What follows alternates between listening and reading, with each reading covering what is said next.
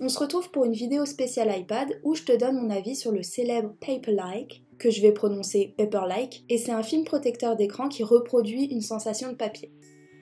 Si on se connaît pas, je suis Alexiane Davenport, je suis lettering designer, et en plus de mes missions freelance, je crée du contenu pour t'apprendre le lettering et la calligraphie sans prise de tête. Ça faisait longtemps que je louchais dessus, et l'année dernière je me suis lancée et j'ai voulu le tester parce que tout le monde disait que c'était un truc de ouf. Et moi je suis une grosse victime, donc si tu me dis de l'acheter, je l'achète. Si tu utilises un iPad ou une tablette similaire pour dessiner, tu sais que l'écran glisse pas mal et ça peut être déconcertant parce qu'on n'a pas les mêmes sensations que sur papier. Donc Paperlike, en gros, c'est un revêtement que tu mets sur ton écran qui le protège et qui donne une sensation proche du papier quand tu dessines dessus avec un stylet. Bon, déjà c'est arrivé très rapidement dans un emballage très cool, avec des illustrations. Dedans il y avait une petite carte jolie et tout un kit d'installation, franchement c'est bien foutu. Il y a une vidéo qui explique très bien comment l'installer, ça aussi c'est vraiment bien fait et c'est assez rassurant. Bon, je t'explique du coup pas tout le processus pour l'installer parce qu'ils le font beaucoup mieux que moi, mais je vais te dire que ça se fait très facilement, tout est prévu, il y a des petites lingettes nettoyantes, des stickers pour s'aider, d'autres autocollants pour retirer les poussières de l'iPad sans mettre ses gros doigts dessus, franchement c'est simple et ludique. Une fois qu'il est installé, ça crée comme un film mat sur l'écran.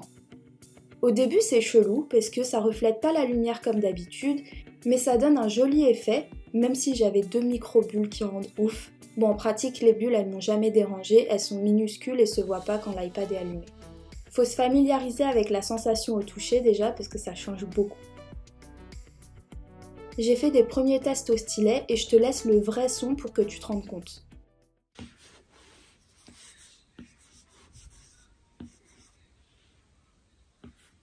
Dans l'ensemble, c'est vrai que ça se rapproche plus du papier, on a le bruit qui joue beaucoup, ça glisse beaucoup moins.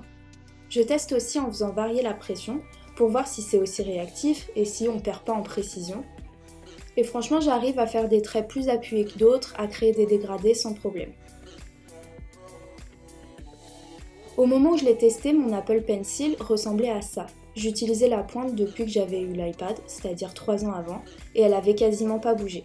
Mais plusieurs fois quand je faisais mes tests, mon trait se coupait un peu et ça le faisait pas avant de mettre le Paperlike. Comme s'il y avait des micro-coupures de connexion entre le pencil et l'écran. Du coup, j'ai commencé à regretter mon choix, mais j'ai finalement changé la pointe de mon stylet pour une toute neuve et le problème a disparu.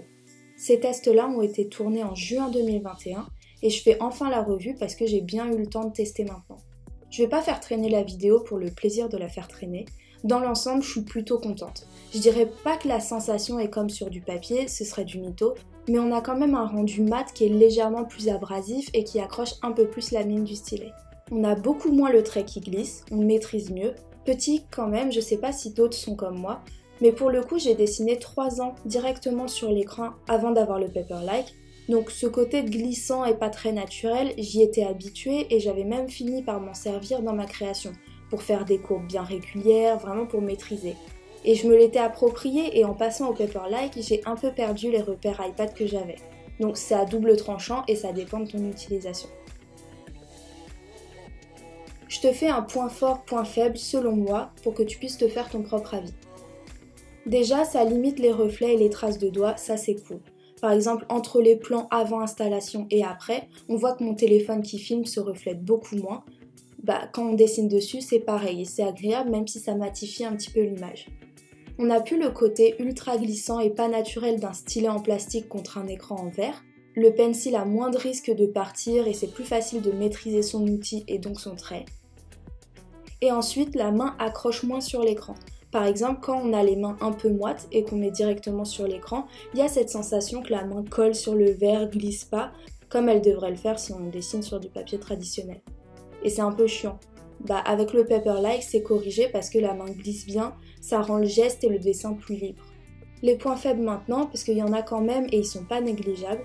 Comme je te disais, j'ai observé des pertes de connexion sur certains traits. Sur un test, on s'en fout. Mais quand tu dois refaire plusieurs fois un trait sur un dessin à cause de ça, c'est super relou et tu perds du temps. Et ma pointe était peut-être un peu usée, mais elle était quand même encore en forme et ça me posait pas de problème. Ensuite, je trouve que ça abîme les pointes de pencil de façon prématurée. Et en même temps, c'est pas étonnant, le film a une sorte de grain, donc à terme, ça lime la pointe en plastique.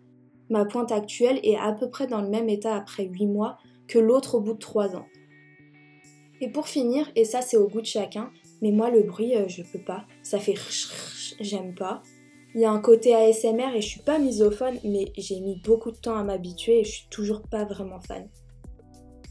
Voilà, j'ai essayé d'être très transparente dans cette revue et de pas chercher à tout prix à te dire achète ou achète pas, parce que mes arguments sont partagés et parce que je préfère que tu te fasses ton idée par toi-même en fonction de ton utilisation.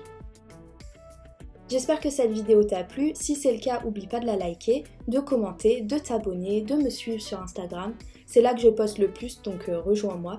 Et on se retrouve bientôt pour d'autres tutos lettering et calligraphie sans prise de tête. Bye bye!